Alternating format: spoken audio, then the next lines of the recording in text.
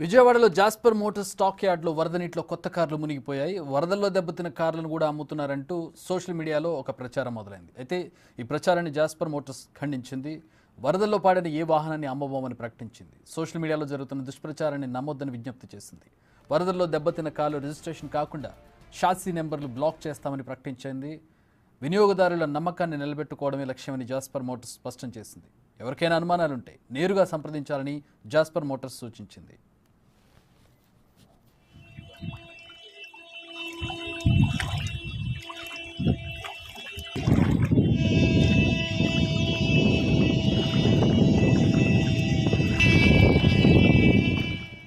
విజయవాడలో కురిసిన భారీ వర్షాలకు వరద విజయవాడలో చాలా ప్రాంతాలను ముంచెత్తిన విషయం తెలిసిందే.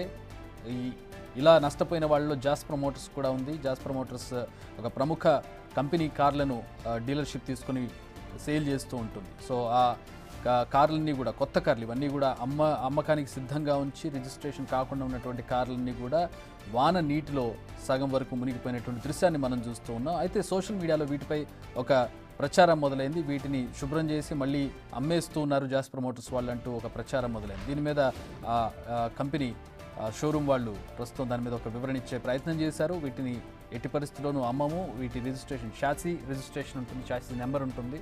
ఆ నెంబర్ను బ్లాక్ చేసే విధంగా ప్రాసెస్ అవుతూ ఉంది. ఇలాంటి వాటిని మేము అమ్మము. ఒకవేళ అలాంటి అనుమానాలు ఏమన్నా మీకు ఉంటే నేరుగా షోరూమ్కి వచ్చి మీరు నివృత్తి చేసుకోవచ్చు అని చెప్పి కూడా వాళ్ళు చెప్తూ ఉన్నారు.